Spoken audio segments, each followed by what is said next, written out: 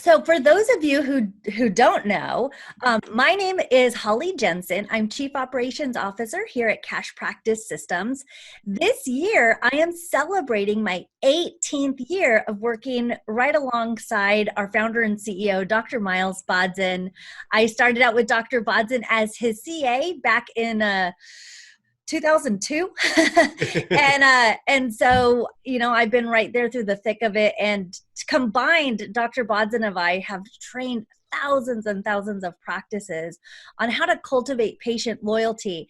And for those of you who don't know what a big deal Dr. Bodzin is, he's not only an amazing chiropractor, but he's been, leading the movement in the profession for the last couple of decades in regards to helping offices cultivate patient loyalty, which gives you more financial freedom in practice. Really, I mean, that's the end result.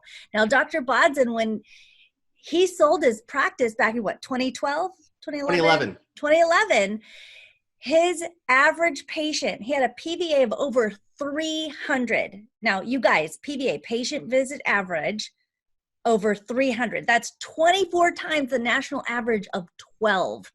And I got to tell you, the practice wasn't like this rocking and rolling practice with 300 patient visits a week. We were not that. And Dr. Bodzin, I'll let you explain a little bit more about that, because we wanted to have fun in practice, and you did it on your own. And so I'm really excited to share this topic with you, because you're going to be able to get some nuggets of great information today from Dr. Bodzin on how he had a PVA of over 300. Dr. Bodzin, I'll let you take it away. Thanks, Holly. I guess the webinar's over. You already get that. That's it, right there. So, all right, let's get started. Let me share my screen. Give me a second here to let's see, share this one right here, and let's go to my presentation. All right, so Holly, confirm you see my screen, okay? All right, we are good to go. All right, so how to cultivate patient loyalty. One of my favorite topics, and Holly just alluded to in my own practice, having a really high patient retention of a PVA of over 300. I'll just speak right from the heart, and that is, I was never a big fan of going out and marketing and getting new patients all the time. It was not my favorite thing to do. And most chiropractors I talk to, it is not their favorite thing to do, is go out and market, and have to constantly get new people. What drove me and excited me was building a practice with people, stayed with me for a long time, and ultimately benefited from chiropractic care with long-term care and going on to wellness. And I believe that's the audience I'm speaking to now. I believe most chiropractors, 95% of chiropractors, that's what they want. They want to have a practice where people are following through with their care plans and sticking with them. And that's ultimately what we mean by patient loyalty. They're loyal to you through thick and thin. And I'll share with you that during this time of crisis we've just gone through, how valuable having loyal patients has been to the practices that have had that. Because those who haven't really kind of had some challenges during this time. Just a quick disclaimer, this antitrust statement I have to put up. The only purpose for this really is to let you know that at some point in this webinar, this class today, I'll be sharing with you some examples that show fees. By no means are the fees I'm sharing with you a recommendation of what you should be charging. When a group of people get together, you can't set fees. So basically what this is saying is they're for example purposes only. It's not a suggestion of what you should or shouldn't be charging in your practices. Real quickly, Holly just introduced me. Yes, we've been at this for a long time. And yes, we've become known in the industry for doing this topic of being free from insurance dependence and cultivating patient loyalty. And it's gotten us a lot of accolades and stuff. That's besides the point. The point is we love sharing this stuff with you guys. Just some spotlight has been kind of put on us for that particular topic. Holly just mentioned we've been working together close to 20 years now, close to 2 decades now. And here we are back in around the year. I think this is around 2002, 2003 right here. There's Holly right there in the middle. There's me on the far right of that picture with the funny mustache. And you'll see the name of my practice there, the Chiropractic Wellness Center. And I point this out. I wanted to just tell a quick story about what gives me and Holly the authority to kind of share with you our thoughts and about this material. Back in 1994, when I opened my practice, I want you to imagine 1994 in Southern California, which is where I'm at. The whole thought of chiropractic at that time was back pain, neck pain, headaches. The way I know that is if you look at all the marketing, if you look at the phone book, the yellow pages back then, every advertisement was either a picture of a guy bent over with lightning bolts flying out of his ass or a picture of 2 cars crashing into each other. And that's what people thought of chiropractic, is when you looked for chiropractic, you were looking for either from an auto accident or for pain. And at the same time in the early 90s, everybody, when I mean everybody, 9 out of 10 people who walked into my door had an HMO. This is at the very beginning of managed care. Now here I am, a young kid out of school. I'm not part of the managed care programs, and I'm wanting to run a wellness type practice. Meanwhile, everybody that came in either was part of a managed care program or they were coming in because of back pain, headaches. They weren't thinking of wellness. They weren't thinking of all the stuff that I wanted to teach. Long story short, and I'll just keep this introductory brief, I ran into a lot of roadblocks at the very beginning. I ran into a scenario that some of you may face where patients just didn't get it. I was trying to tell them the story of chiropractic. They weren't necessarily buying into it at the time. Long story, what I ultimately faced was I almost gave up on chiropractic, quite frankly. I got to the place where it was just a real struggle until I really kind of delved in and figured out ultimately over time what it really took to build patient loyalty, what it really took to have someone sit across from me, say yes to care, follow through with it, and not just follow through, but ultimately transition to wellness care, where eventually years later had a practice full of people who were, not leaving. In fact, Holly often tells the story that we got to a point in practice where there was a time where I said, no more new patients. I don't want to see new people. And the reason we did that was, well, regardless of the reason we did it, we were able to do it, that my business wasn't dependent upon new people showing up because we had such a loyal patient following. So let's get into this topic today. Enough with the introductions. Let's get into the meat and potatoes of it. Successful, profitable practices have one thing in common. And I'll hang my hat on this statement over and over and over. The one thing they have in common is they have loyal patients. Across the board, when I interview practices and see practices that are killing it, that are not just surviving, but thriving. And right now we've had a unique experience we've gone through with this whole crisis, where as a result of that, we're seeing those who have been really successful are sailing through this, and those who have not have been really kind of struggling through this whole process. Why patient loyalty? Well, quite frankly, from a business perspective, forget about the clinical side of it. We know that patients who follow through with care are more benefiting from chiropractic from the longer term use of chiropractic. But putting all of the clinical benefits aside, just simply financially, we know that it costs 6 to 7 times more to get a new patient than it does to keep one. So just if you look at just the economics of it alone, it makes total sense to focus on it. And I think you'll agree with me that us chiropractors, we tend to have what I refer to as a heroin addiction to getting new patients. Like, what is the new gimmick to get new people? What is the new Facebook ad? What is the new thing I need to do to get new people? And well and good to get new patients, but what good is it if you're not keeping them? What good is it if you're not building a loyal following? Eventually you get to a place, you'd like to get to a place where you don't need to work so hard all the time to constantly market for new people. So there are 4 pillars to patient loyalty. And ultimately, how do we build patient loyalty? Well, this is one of the things I kind of stumbled upon through trial and error research, through lots of questioning, through interviewing patients, through just lots of study, basically, of breaking it down. There's 4 pillars to actually building patient loyalty. Here are the 4 pillars. Pillar number 1, loyal patients need to hear from you frequently. They need to be in contact with you, regular contact. We mistakenly think we need to educate patients. When I say mistakenly, what I mean by that is I'm not saying you don't educate patients. What I'm saying is that we think that that's all we have to do to build a loyal patient following. That if they just knew the message of chiropractic, if they just knew what I knew, they would, quote unquote, do what I do. I've heard that statement a million times. And the reality is we all have patients who know the benefits of chiropractic, yet still don't come through and follow through with care. We also have patients who have no idea what chiropractic's about, yet they've been with us for years coming in for their back pain or whatever it is. They still come in. They're regular, loyal patients.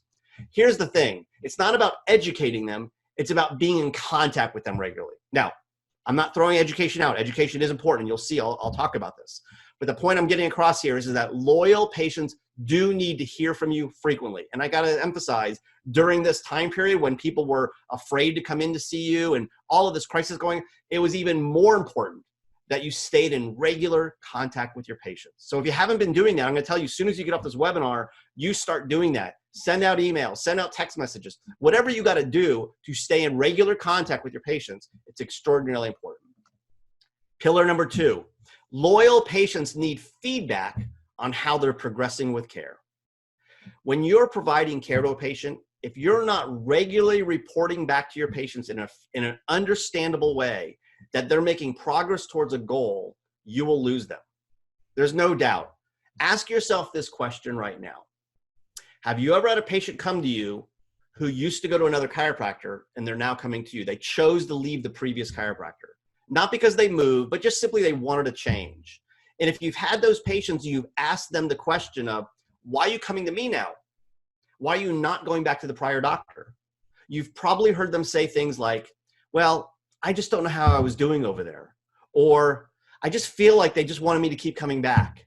There wasn't a understanding of what progress they were making. And I got to tell you, it's because that previous doctor failed at this second pillar here. They failed at effectively communicating to a patient the regular progress they're making or the progress they're making towards a goal. And I got to tell you, in your offices, if you're not doing regular re-exams, if you're not reporting back to patients during those progress exams, how they're progressing towards a goal in a format that they understand, then you're going to fail to have patient loyalty as a result of this one pillar here.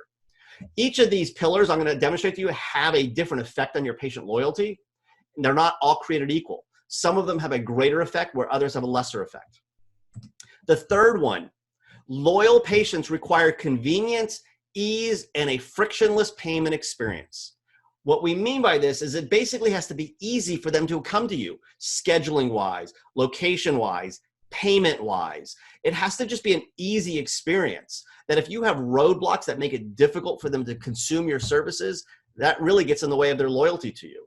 We know this for a fact. In fact, I interviewed patients years ago on camera. In fact, I was just watching some of those videos from years ago. Just last night, I was watching some of these videos that I did many years ago, interviewing people saying, hey, you've been here for 100 visits, 200 visits. Why the hell are you still coming in? What is important to you about coming here? And I will tell you, the most common word I heard being repeated by all these people was the word convenience. They would say things like, well, the payments are convenient and the scheduling was convenient. All these things, the word convenience came up over and over and over and over among all these people. I got to tell you, it is one of the most important pillars to patient loyalty, especially around the world of payment processing. That are you making it easy for them to pay for your services?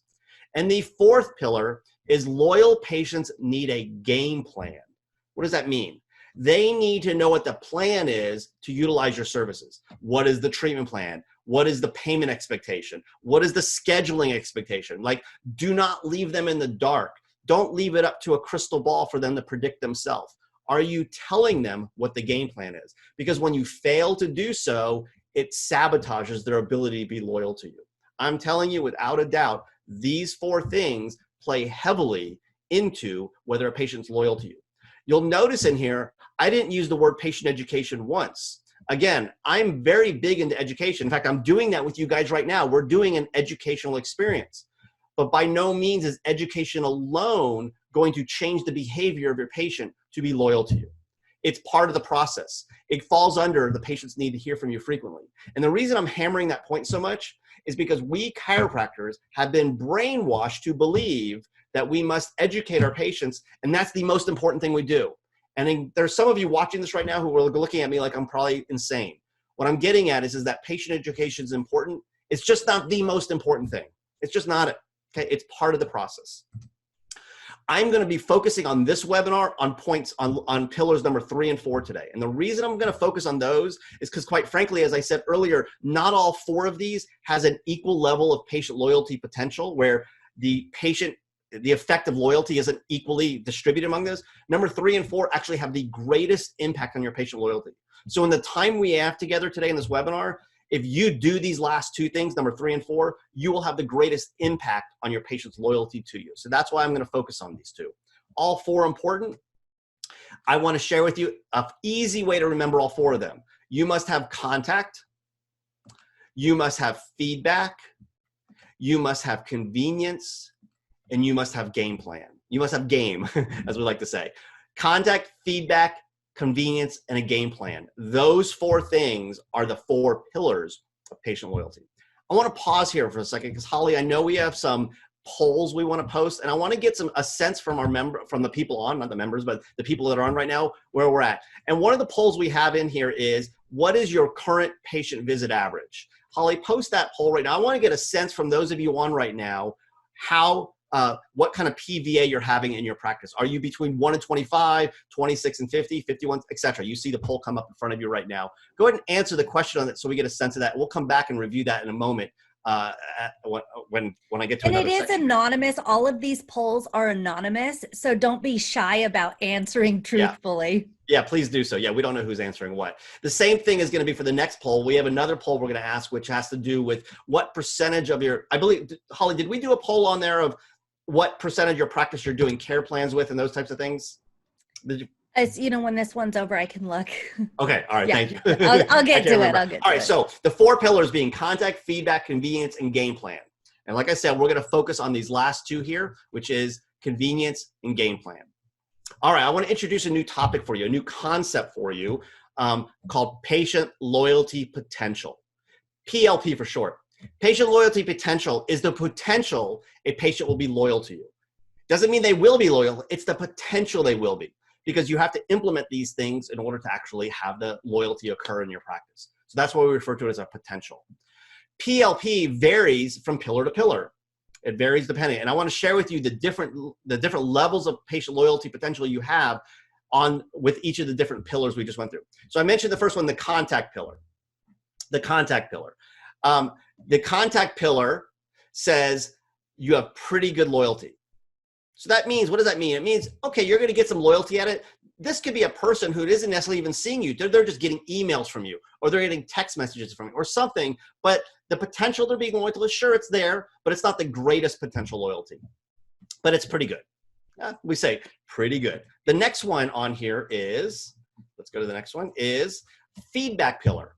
This is the one where you're doing reevals on patients. You're giving them feedback on how they're progressing with care. You're doing reevaluations and you're giving them wellness scores. Whatever it is you're doing scans, you're doing new x-rays, whatever it is you're doing something to give them feedback.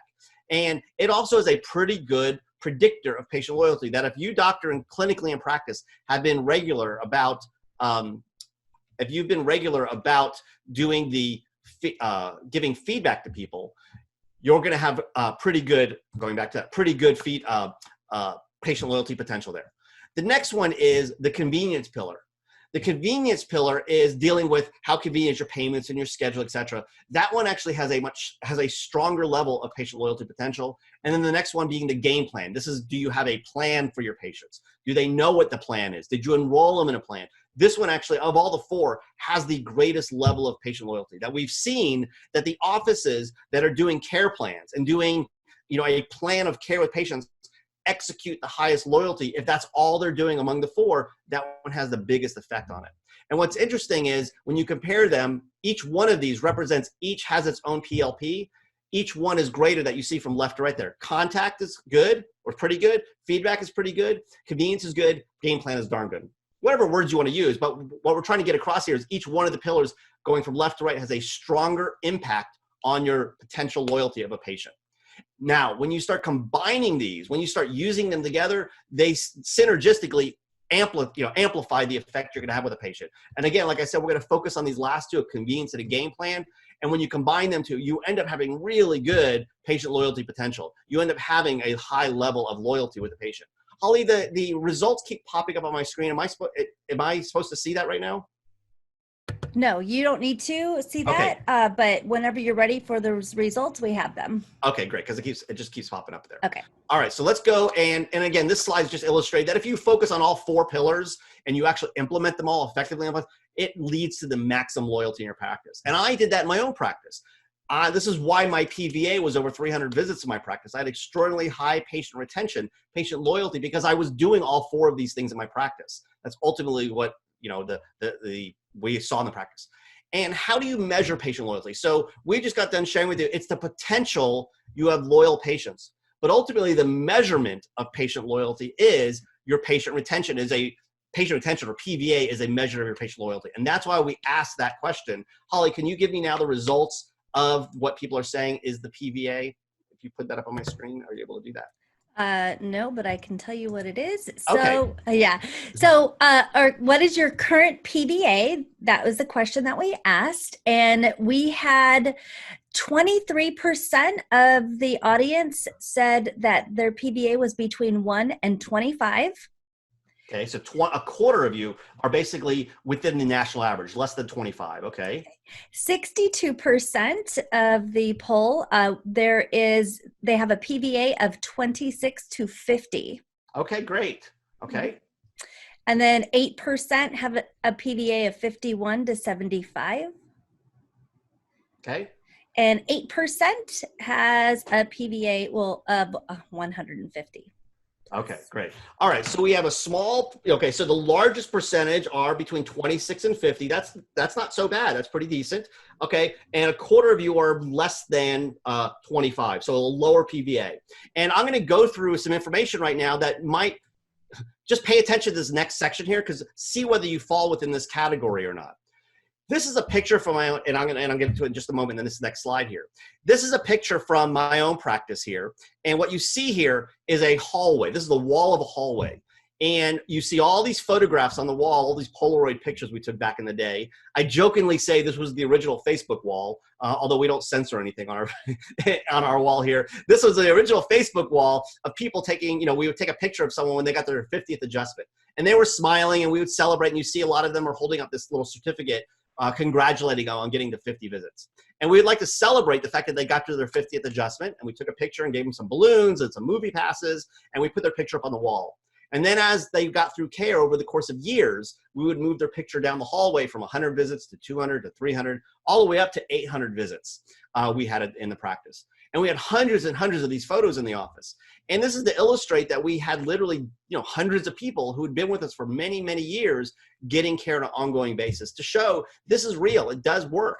And, Holly, did you want to share anything about this? Because you got to witness this in the practice as well. This was so fun. People couldn't wait to have their photo on the wall, and families and friends would compete with each other to get their picture moved down the wall as they progressed from 50 adjustments to 100 and so on. And it made me so proud every morning walking through the office and seeing this entire hallway full of our practice members, all the way up to 800, 900 visits on this wall.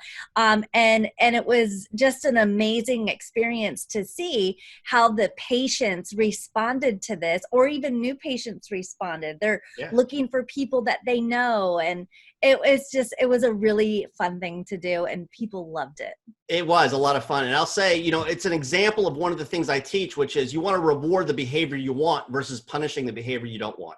I didn't make that up. That's a psychological thing where we, behavioral psychology, where we talk about rewarding the behavior we want. And, you can use it with raising your kids versus, employees, all these things. You reward what you want versus punishing what you don't want. And what I'm getting at here is we would reward our patients for the behavior we wanted, which is them being loyal, which is them showing up, which was them following through their care plans. We all know people join gyms all the time, and a few weeks later, after the excitement wears off, they're not going anymore. They made the decision, but they don't follow through. And it's a big deal for people to follow through with something. It's a big deal for them to actually follow your recommendations and perform the services or perform the care plan you're recommending. So we celebrated that. We made it a big point to reward that behavior. And like I said, we would give them balloons and movie passes, and we'd do things, not as a thank you for referrals, but just simply saying thank you for being a loyal customer, a loyal patient, however you want to think about that. And I'll just add, I know whenever we talk about this and we show this picture, people always say, oh, well, what about HIPAA? What about this and that? Well, one, I'm going to tell you, people didn't get their picture on the wall unless they wanted it on there. And then we wouldn't disclose their full first and last name. It was just their first name. Nothing about diagnosis or anything like that. Nothing clinical or per se like that. Also, we had, there was, it was part of the permission forms that we had them sign, et cetera. But again, if someone didn't want their picture, we didn't force them to do it. There was no forcing of anything. But most people, 99% of people wanted to do it. Anyway, just a fun little tidbit. We've had doctors who took this idea and start running with it, their own practices even today, and they love it. Maybe they're not using a Polaroid, they're printing off digital pictures or whatever. But the point is that it's a really effective tool in the practice. All right, so let's get on to this. Your patient retention is significantly impacted by your patient's game plan and how convenient you make collecting your fees. It's significantly impacted. Now, I mentioned there's 4 pillars. This is 2 of them here, your game plan and convenience around payments. But it's really significant how much it's impacted by that. In my own practice, that was a key thing we were doing, is that we were putting people on care plans and doing, that was the game plan basically. And then we were making it really easy for them to make payments around those 2 things. That's where PVA really skyrocketed. And I want to go through an exercise with you of how you can predict your PVA based upon this, based upon what game plan are you doing in practice with your patients and what ways are you collecting your fees. And it becomes predictive of your PVA. So think about how you answered that poll before of whether or not you were between, less than 25 or between 25 and 60. And think about think about in your practice, where do you fit within this? And does it match the PVA prediction? And what we'll see here is each of these, as we go from the bottom up, there's an increasing level of convenience to the patient. So let's start with the most inconvenient one, which is a per visit model, which is basically the game plan is no game plan. The game plan is people are being told to just come in per visit. So you didn't recommend a treatment plan per se, or maybe you did, but really there's no real commitment with the patient. They're just per visit, per visit. Let me get you started with care. And each time they come in, they're paying per visit. The recommendation is per visit. There isn't really a game plan, let's just say. And what we see in these practices, they have people pay per visit. So the game plan is per visit and the collection method is pay per visit. Now, in these practices that do this, we see the PVA is around 12 visits. That's just generally what we see. They hit a glass ceiling no matter what else they do in practice. These practices get stuck around 12 visits.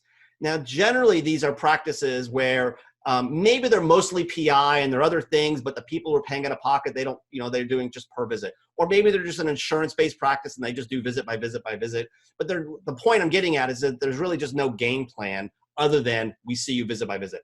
They tend to be symptom-based, more pain-based type practices. But in essence, this is what we see. And no matter what else you do, your PVA gets stuck around 12 visits. The next game plan is what I refer to as exam to exam. The game plan sounds like this. If you're my patient and I say, hey, John, let's get you started with care. And I'm doing a report of findings. And my report of findings basically is, hey, yeah, you need care. Let's get you started. I'll see you for the next month. I'll reevaluate next month and we'll take it from there. What we do is what we refer to as an open-ended treatment plan. There's no real telling the patient how long it's going to take. It's just simply saying to the patient, let's get you started. Next month, I'll reevaluate you. And then I'll figure out at that point what the next plan is at that point. So it's kind of open-ended. So the patient agrees to it and you provide the services. A month goes by, you do a reevaluation. And generally, what do you say to the patient? Yeah, you still need more care. You're not done yet. There's still more work to be done. And meanwhile, the patient's starting to feel better. And the patient goes, oh, okay, doc, if you say so. And they end up staying another month and getting more care. And at the end of the next month, the next re-exam, you tell them what? Oh, you still need more care. Generally, that's the case. And meanwhile, the patient's been feeling better. And even if they understand or starting to get the benefits, the idea of what chiropractic's all about, they're just questioning things because they don't know when this is going to end. The point is that they don't know if this is going to be 6 months, 3 months, a year, 2. They don't know when this is going. It's just like the horizon. It just is always out there, but they're not getting any closer to it. And these practices tend to collect money in what we call a block of visits, where the doctor is having people buy 10 or 12 visits at a time, basically enough to get them from re-exam to re-exam. So again, if John was my patient, I'm saying to John, let's get you started with care. I'll reevaluate next month and we'll take it from there. So John buys 10 or 12 visits to get him to the next re-exam. So the doctor now does a re-exam, says they need more care. And what does the patient now have to do? They need to buy more visits. So they have to buy another block. So meanwhile, the patient is thinking, well, do I really need this? So they do. And they buy another block and another month goes by and now they're 2 months into it and they're really, they're feeling better. And meanwhile, the doctor is now saying you still need more care. And now the patient has a decision to make. Do I want to buy more care? And because they have a financial decision, which is a challenging thing for people, if there's a repetitive financial decision, ultimately they drop out after 2 or 3 re-exams is generally what we see. And they get stuck around 24 to 36 PVA is generally what we end up seeing is that the patients generally drop out after 2 or 3 re-exams because basically they're feeling better and they don't want to spend more money. That's really what it comes down to. They keep being asked, do you want to spend more money? And they're basically saying, no, I don't want to spend any more money. I'll let you know if I want to come back at a later time. Is ultimately what ends up happening. These are the doctors who I believe they want to do long-term care. They want to, but they're just not sure how to go about doing it. So they do something kind of something in between, which is, let me get you started. We'll do it for, to the next re-exam. And at that point, we'll reevaluate to do next versus just laying out from the beginning what the entire care plan should be. The next is the care plan model. The care plan model is I'm telling the patient they need 4 months of care. They need 6 months. They need 8 months. They need a year. They need 2 months. Whatever you believe clinically they need, you're telling them up front. There is the care plan is the game plan. That you're not keeping it a secret. You're not being wishy-washy about it. You're being emphatic about this is the plan to get you well. And I know some of you listening right now might be asking the question like, well, I'm afraid I'm going to scare the patient away if I tell them, that you're going to need 6 months of care or 8 months of care. And the truth is you may scare them away if you don't communicate it properly. There is a proper way to communicate this. But let me ask you the question right now, and this is, I don't say it's a rhetorical question, but answer it for yourself. If you right now were going to an orthodontist and you were bringing your child to the orthodontist, here's an example of two different reported findings. The one orthodontist says, yes, your daughter needs braces. Let's get him started with care, see how it goes, and we'll take it from there. That's the game plan. The other orthodontist says to you, yes, your daughter needs braces. There's no doubt I'll be able to help her. I've been doing this a long time, and based on what I see examination-wise, I'm confident your daughter will be in and out of these braces in 36 months. We'll reevaluate your daughter every month. We'll make sure she's making the progress that I know she should be making. As long as she's making that progress, then you should anticipate the plan will be 36 months. If for some reason your daughter's not progressing as I anticipate, we'll make appropriate changes to the plan, even if I have to refer somewhere else for another opinion. My question to you, doctor, is which orthodontist are you hiring? The one who says, let's get started and see how we do, or the one who lays out a plan? And I'm going to bet each of you listening to that right now in your gut are saying, I would absolutely go with the one who laid out a plan. Even though it's going to be 36 months, they're telling you, and it makes you feel comfortable knowing what you're signing up for. And I'm telling you, your patients are no different. It feels good for them to know what they're getting involved in. So giving them a care plan removes the fear they have about what they may be signing up for. So tell them what they're going to need. Now, when it comes to collecting the money in a care plan, you can do what's called a prepay. And I'm going to just share with you, that is an option that you can offer your patients. I do not, and I'll repeat, do not recommend you do this with all people. I do not recommend you learn how to close deals and sign people up for prepay plans. If you've been in the habit of doing that, you're going to run into some problems. One of the problems you're going to run into primarily is your re-sign rate. And I know this for a fact because I've talked to dozens and dozens, if not hundreds, I will say, of prepay practices. And they all tell me the same thing. Yeah, I'm good at closing the deals, but I lose patients, and I especially lose them at the transition to wellness. That when the plan is up, most of the people don't renew. And the reason that is because most people in their life don't prepay for anything. They don't prepay for cars. They don't prepay for houses. They don't prepay for expensive furniture. They don't prepay for things in life. They're used to putting things on monthly payments. So if you're trying to convince people that walk into your door to prepay for your services, you're trying to sell them on doing something they don't normally do. And anytime you do that, you run the risk of turning people off. You run the risk of getting them to, well, let me back up. If you're good at closing the deal and signing them up prepays, this is why you're not good at renewing them. It's because you did it to them once, you're not going to do it to them again. Bottom line is, if someone signed up for 6 months of care and they complete that 6 months and they're feeling better, and you now say it's time to go to the next program, they have a decision to make. Do I want to buy again? And when you introduce a decision for them to make, that gets in the way of them transitioning. So what we see in these practices, that the prepay practices, they do have a higher PVA. 50 to 75 visits is generally what we see, somewhere in that range. And some of you, those of you who are saying in your poll that you're having a higher PVA, I'm going to guess a lot of you are doing prepays. I'm going to guess that's the case based upon what I've seen in practices. And if that's the case, you're running into that's your ceiling because of the prepays. It's for that very reason. The next model I want to go into is still a care plan. You're still recommending a care plan to a patient where it's 6 months, 8 months, a year, whatever it is that you, again, clinically believe the patient needs. And this is why it's not cookie cutter, everybody gets the same thing. It's specific to that patient. One patient may need 4 months, another 6 months, another 2 months, another 8 months. Whatever they need, that is the care plan for that person. But the collection method in this case is going to be monthly auto debits versus prepays. And by far, we see this model has the highest PVA. That instead of you closing the deal and enrolling that person into a prepay, you close the care plan and then you enroll them in a monthly auto debit. And these practices we see across the board have the highest PVA, the highest level of patient visit average, which means the highest patient loyalty we see in these practices. And that's why in my own practice, my PVA is well over 300 visits, because not only did I did care plans with monthly autos, but I also did the other two pillars that we mentioned earlier, which was being in regular contact and giving people feedback. But just these alone of doing a care plan with monthly auto debits, we see these practices have extraordinarily high PVA. And here's mainly why. Because when it comes to transitioning someone to the lifetime part of your care, to the wellness part of your care, the maintenance, whatever you want to call it, okay, let's not get caught up in the terminology. Whatever you want to call the transition to the next program, this is where where it really works. Because if John was my patient and I say to John on the monthly, on the prepay option, hey, John, last year you paid me $3,000 or $3,600. It's time for you to go into wellness. The new program is X. Doesn't even matter what it is. John has a decision to make. Do I want to start spending money again? And John's probably going to be like, in most cases, actually, let me think about it.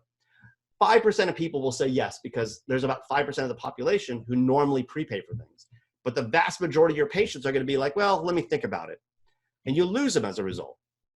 If you had them on a monthly payment, and I say to John, hey, John, great news. You're ready for wellness care. Hey, stop at the front desk. Holly's going to have you sign a new authorization form because your $300 monthly payment is going down to $150.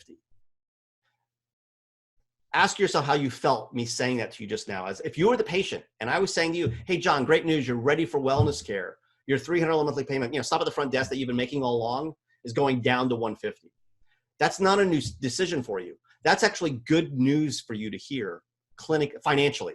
So I'm giving you good clinical news that you're ready for wellness. Your scores have improved. Your x-rays have improved. All the clinical findings indicate you're ready for maintenance or wellness.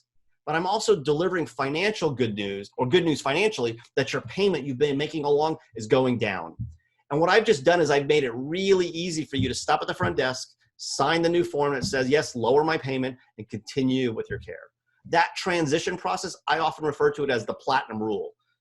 You've heard of the golden rule, which is, treat others as you want to be treated. Well, this is the platinum rule. The platinum rule is if you give people good financial news at the same time they're getting good clinical news, you'll easily transition them to the next program.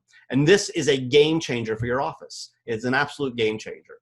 Holly, I just want to mention, you said something there about, the patient's payment is going down.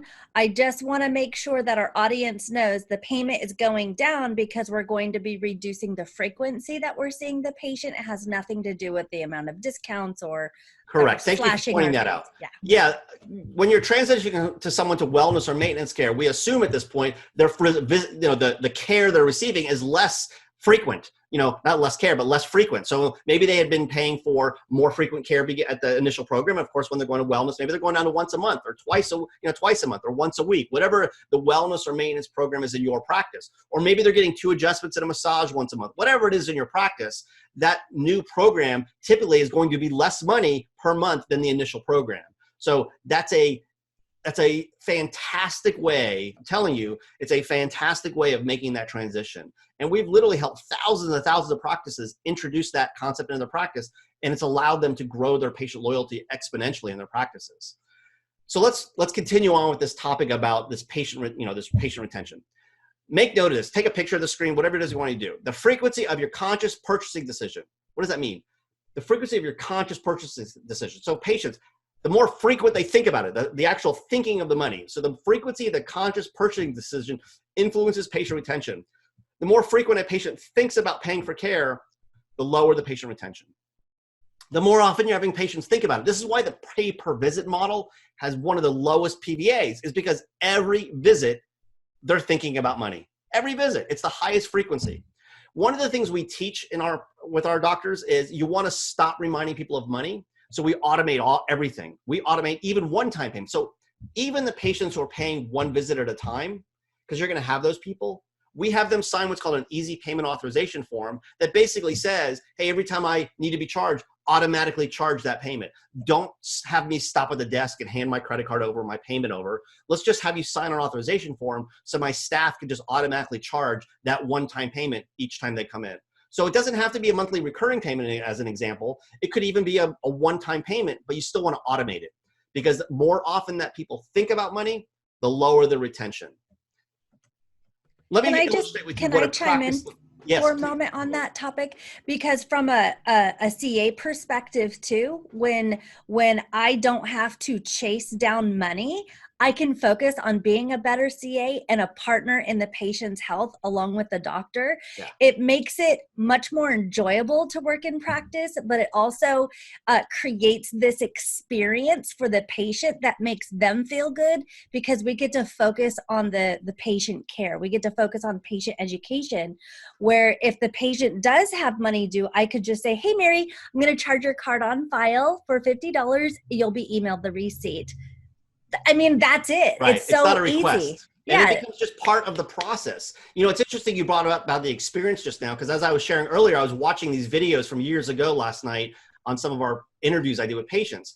And there was one patient in particular that I interviewed, and we asked her this question about this whole paying on the way out thing.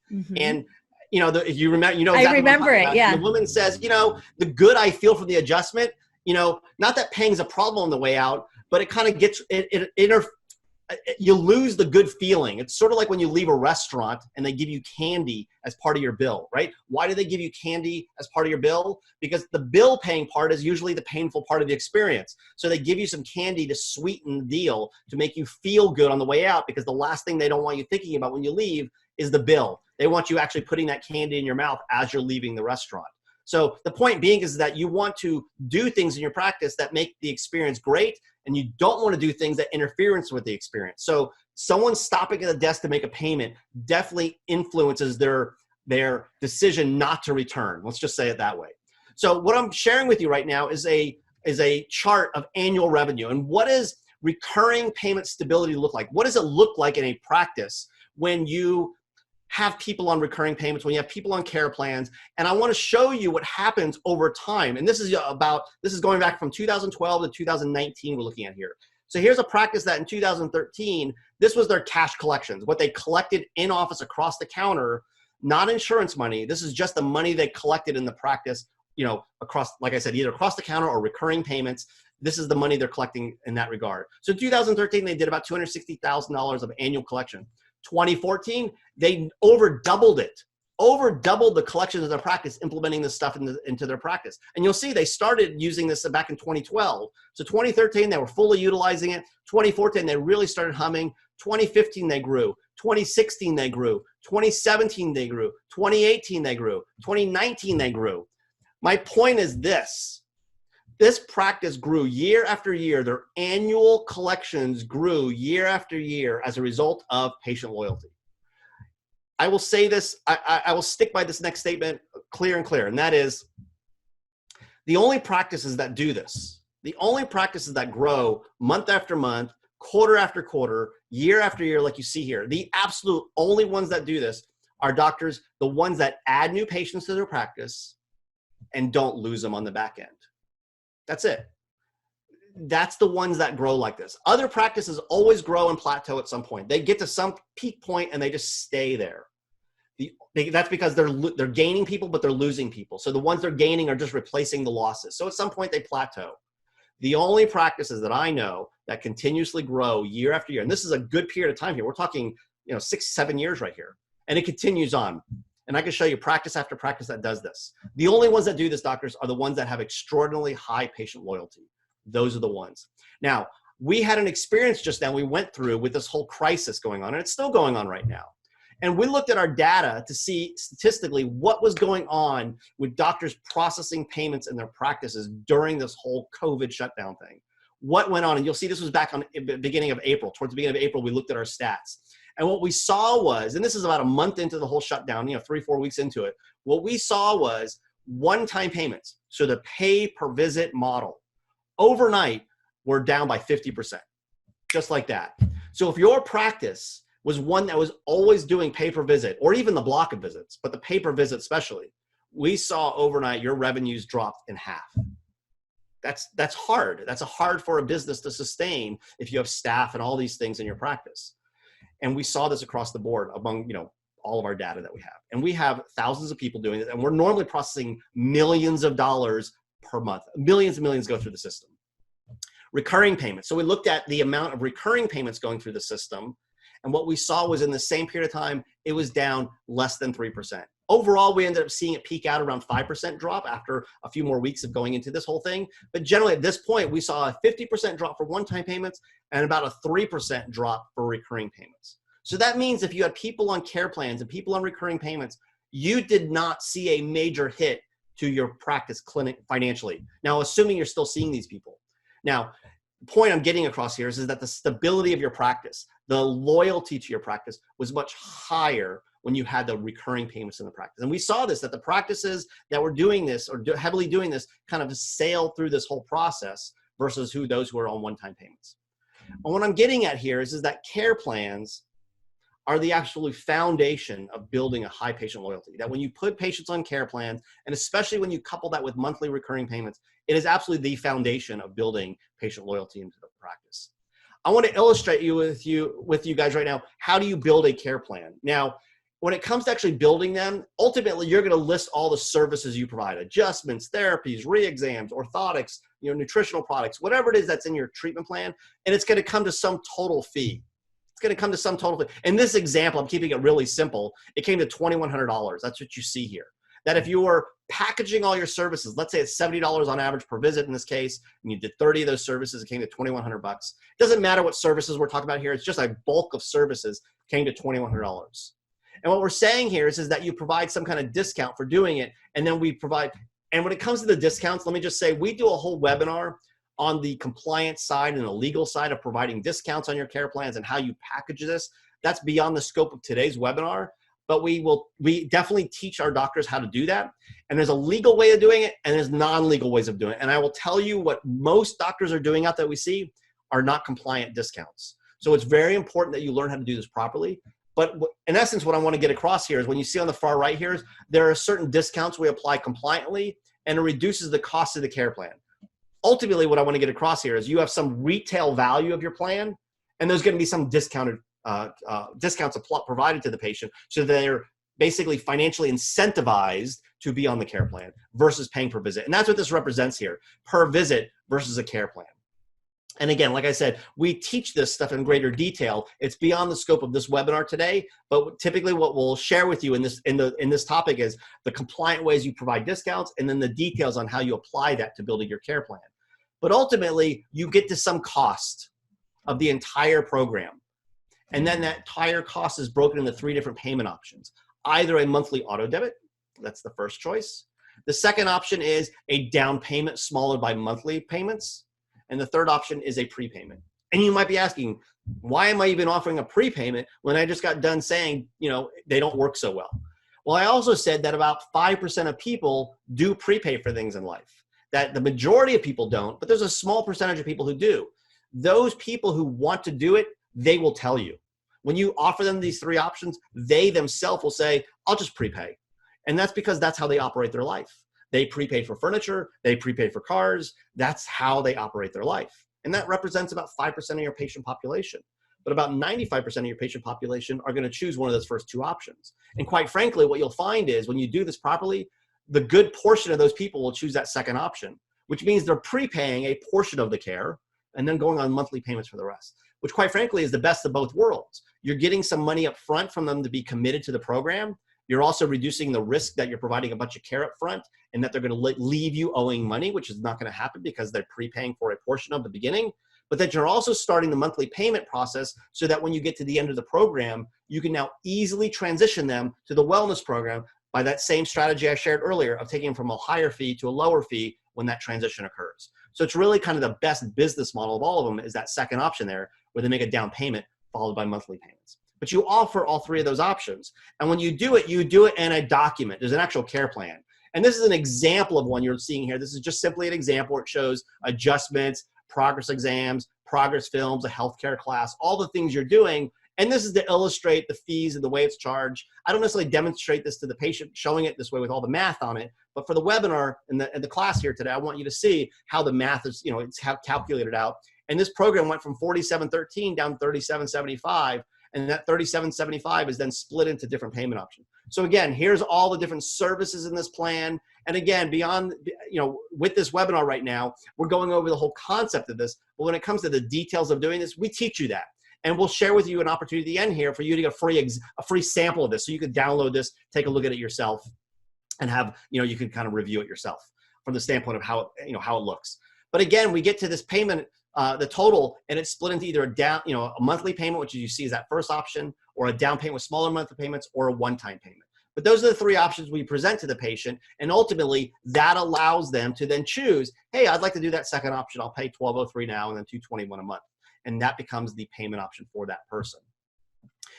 This is an example now when we enroll someone. This is really something that's really cool. Not only do you present that care plan to a patient, but we're going to enroll the patient in care, and then we have them digitally sign it. So everything is paperless, and you'll see here, this is just showing where all the digital signatures show up. Again, we have the device with a signature device. The patient signs the program. They're enrolling in the program. And when we use our software program to do all this, it charges the initial payment.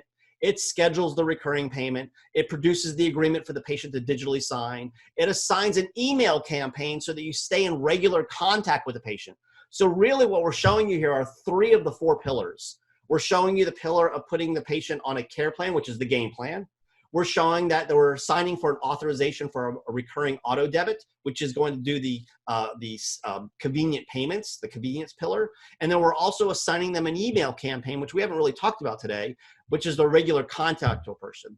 The only one that we're not doing here is the feedback a person needs, which is going to be something you do as part of your clinical findings at reevaluations. So that's what we're demonstrating here, is digitally signing, having a patient digitally sign for their care plan. 21%, interesting number here, 21%. If I came to you and was your financial planner, not who I am today, but let's say I was your financial planner, and I said, hey, John, I know I can get you 20% return on your money. Are you interested? 20% annual return. And I believe every one of you would be, yeah, absolutely. If I can safely get a 21% return on my money, sign me up. So what does this 21% represent? That is the rate of annual growth cash practice doctors experience on average during the first 3 years of implementing our systems. So when and I just showed you that graph before, the chart growing, that office had a greater level of collections than this. But on average, when we look across all of our members, when you implement these systems or you implement these 4 pillars and you apply them to their practice, on average, what we've seen, and actually that growth continues beyond the 3 years, but from a statistics standpoint, what we're showing you here is during the first 3 years of using the systems, you will have, our doctors on average have a 21% increase in their growth in their practice, financial growth. And that's unbelievable to see that in a business that you just continuously grow year after year after year. This is that same practice that I shared with you earlier that I was revealed. This practice, if we do the stats, shows an annual growth of 35%. And that's over the course of these 7 years here. 35% annual growth year after. Now, some years are higher, some years are lower, but when you average it across it, that's what they're averaging, is a 35% annual growth. Does that mean you're going to have it? No, it doesn't mean you're going to have it. You may have a 10% annual growth. You may have a 20%. You may have a 30%. It depends on how well you implement the systems, as well as how well you implement them and how much you fill your funnel with people coming into your practice to implement these systems. Dr. Bodzin, yes. I want to say, as far as like implementing things, yeah, please. It is a team effort. Like it just can't be the doctor saying, hey, Susie CA, you're going to implement this. It's the doctor and the entire team on board, and everybody is continually implementing, training, and giving each other feedback on how to successfully implement it in order to be successful. Yeah, this isn't something that happens easily for you. And I know why Holly's bringing this up is because doctors will often do this where they'll delegate it to their staff to do and expect the staff to grow the practice. And let's be frank here. This is not a thing you delegate. This becomes a thing that the entire team, doctor included, is part of the process, because ultimately the doctor drives this in the practice. They drive it, and the staff then support it and implement it in the practice. But if a doctor does this, and we've seen this over in time, doctors want to just delegate and say, well, just make this happen. It doesn't work so well for them. So doctors, I think that's Holly, that's her nice way of bringing that up, that it's a team effort, her sweet, nice way of doing that. So here's an example of a care plan. And the care plan shows, the multiple pages of it. It's not just simply the finances. It handles all the legal terms and them signing up. And again, what we want to do when we're enrolling people in programs is we want to present them a care plan. We want to make it easy for them to sign up on it. We want to give them convenient payment options. And these 2 pillars of having a game plan for the patient, as well as making payments convenient, it really will have the greatest impact of all of the pillars on your patient loyalty. Then when you add into it, the other pillars of being in regular contact with them, as well as giving people regular feedback during your reevaluations, really your retention really kind of just goes through the roof. And then all the other stuff of getting great clinical outcomes with your patients, getting great referrals because you're getting great outcomes with your patients, having profitability in the practice, weathering storms, all those benefits go along with it. So a symptom of having a well-run practice is happy patients, people following through, having higher patient loyalty, high retention, having the ability to take vacations. All those things are a result of doing this. And we've seen this time and time again in practices. Doctors, I want to give you an opportunity to get a free copy of a care plan.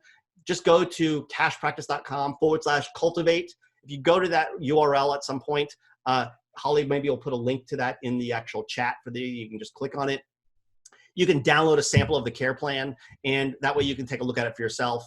And again, we're here to support you. Holly, I know I'm going to guess there's been questions. I see we have quite a number of people on the webinar. Do we have questions? I have been answering the questions along the way because you've actually talked about the things that were being asked. But before we go, now this is live, you guys. If you want to ask a question, go ahead and type it into the question section. And we'll wait just a couple of minutes before we wrap this up. But Dr. Bodzin, wow, this has been an absolutely great presentation. You've broken it down and made it really easy for our audience to be able to understand how to cultivate patient loyalty. And it's just not one thing. Correct. And that's the thing we've been lied to, I believe as a profession is that just, tell the story. And again, I'm not beating up telling the story because I do it. I do tell the story to patients. But what I'm getting at is there's just so much more to the business of building patient loyalty. And if you don't focus on all these things, it's sort of like we know in chiropractic, there's principles, right? The body's a self-healing organism. The master system of the body is the nervous system. Like we know these principles, and these principles govern what we do as chiropractors, right? It's kind of the rule set. Well, there's principles that govern loyalty from a patient. There's principles that allow it to happen versus not allow it to happen.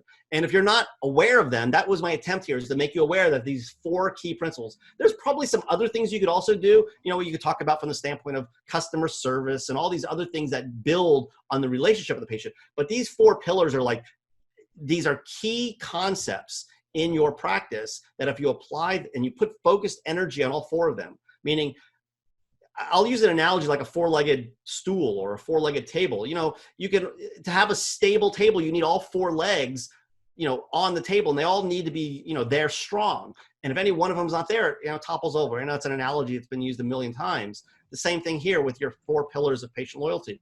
Put these in practice, all 4 of them, and you'll see that's a very stable practice. And it's no accident that our company, Cash Practice, provides 4 software programs, 4 modules that address each of these 4 pillars. It's not on accident. We didn't just make up things to sell to chiropractors. That's not what we did. We created systems and software to help you apply these 4 pillars. That's ultimately what we do as a company. So if you're interested, if you are ending up being interested in how do I do this in practice? Well, then you'll reach out to us and we'll share with you how we do that with our practice, with our doctors. We've had thousands of offices apply these things very successfully in practice. So we're happy to give you a free copy. Yeah, go ahead. Yeah, there is a really great question coming through I want you to address live. Sure. Albert is asking, in California, do we need to use Chiro Health USA if we're utilizing care plans to discount the fees? Okay, so let me speak specific to California. And the answer is no, but that's not really the question. The question is, do I need to use Chiro Health USA? Well, I shouldn't say that's not the question. Clearly it's a question, but let me answer it this way. It has nothing to do with what state you're in. It has to do simply with this. The way you decide if you need to use a program like Chiro Health USA, which is what's called a discount medical plan organization, the way you decide that is simply this. Do you plan on doing discounts greater than 15%? That's the question. If your discounts are ever greater than 15%, then the answer is yes, you do need to use a program like Chiro Health USA. If your discounts are 15% or less, then no, you do not need to use them. Where does that come from? That doesn't come from California. That comes from the OIG, the Office of the Inspector General from the federal government. Where does that come from? Is in 2009, they wrote an opinion piece that basically said a acceptable discount for providers to have, and this was specific to hospitals, but it's been adopted for healthcare in general, then an acceptable discount is up to 15%. And then anything over that would be considered unreasonable. So in your practice, we've adopted that principle in practice that if you want to be safe in your practice, you keep your discounts to 15% or less. If you want to do greater than 50%, you can, but that's when you use a program like Chiro Health USA. Now, specific to California, since you mentioned California, is if you're going to do a care plan like you see here on the screen, any kind of care plan you do in California must, 100% must, be printed off, put in an envelope, mailed to the California Department of Managed Care for them to review. If they when they review it, they would then send you a letter in response saying this is fine for you to use. This is not really a requirement of the Department of Managed Care. This is a requirement of the California Board of Chiropractic Examiners. That if you look at our licensure, there's a place where it says you must submit your care plans to the Department of Managed Care for them to review. And I believe this is, in my opinion, this is a way for the board to kind of pass the buck, if you want to say. Maybe that's not what it is, but the point is this is written down and it says you must do that. If you haven't done that and you're doing care plans in your office that haven't gone through that, you're actually you're in violation of the professional code of ethics, or whatever you want to call it, from the state board. And if you want more information on that, if you go to cashpractice.com and you scroll to the bottom of the page, on the bottom of it, you'll see a link that says legal. If you click on that, you'll see a section that talks specifically about this for California. But Dr. Bodzin? Yes. But if they're using care plans with Cash Practice. That's what I was just about to say. Okay, thank you. That's so our care plans, and the reason I'm outlining this is because if you use the care plans you see here on the screen here from Cash Practice and you're using our program, you don't have to worry about that process because these care plans have already gone through that process. We've already submitted them to the California Department of Care, and they've already reviewed them. They've already sent us a letter back saying they're fine for you to use, for us to use, as long as you don't drastically change them. Like if you go into the system and you change the terms and you change what it says, well, then you've changed it, and then you would be responsible for mailing it in yourself to get that review. But if you use it as it is, you're not going to have any issues with that because it's gone through that process. So that was a long-winded answer to your question, but the reason I wanted to do that is because, again, a program like Chiro Health USA has nothing to do with the state. It has to do, as long as it's licensed in your state. I believe it's licensed in all states except for the state of Washington. But as long as you are doing discounts greater than 15%, that's how you make the decision if you need them or not. So that means if you're doing free services or anything, like that, then yes, you absolutely 100% have to use their program. And then, like I said, if you're going to use it in California, then you need to make sure your plans have gone through that process. Any other questions, Holly? That is it. Let's go ahead and wrap up here because we're at the top of the hour and we want to be respectful of people's times. Don't forget, for more information or to download a sample care plan, go to cashpractice.com/cultivate. And if you need any further assistance or have any questions, myself and Dr. Bodzin are more than happy to connect with you by phone or put you on phone with someone from our team, one of our experts here. Dr. Bodzin, any parting words before we wrap this up? Yeah, my parting words is we're all wasting our time if you don't take action. So take action, and whether you use any of our stuff or you just do something on your own or you just apply the pillars on your own, whatever it is, but take action. Otherwise, we're all just spinning our wheels and filling the air with noise. So I hope you found this helpful. I hope you take action on it. I hope you start focusing on these 4 pillars in your practice. And I know you can do it. And here's what I will also say. Your patients need you to do it. 100%, and your patients benefit from the care you provide. And if you're not doing the things you need to do to help them succeed, I don't know what to say to you. I honestly don't know. And, I'll say this one last thing. If I was able to reach through the camera right now and share with you an adjustment that you could do on patients, that with every patient, if you do this one adjustment, you're always going to get better results no matter what else, I'm sure you're going to want to learn to do that adjustment with your patients, and you're going to use it because you know you're going to get better results. Well, I'm sharing with you concepts that will help you get better results with your patients. How? It'll help them follow through with your care. And we all know that one of the biggest reasons patients don't realize the full benefits of your care is they don't follow through. So I plead with you to do the things you need to do to help your patients follow through, so they truly so they truly get the benefits of the care you're providing. With that, I'll say goodbye. Thanks for your listening and your time and attention. Reach out to us if you have any questions, and you guys have a great one. Beautifully said. Bye-bye, everyone.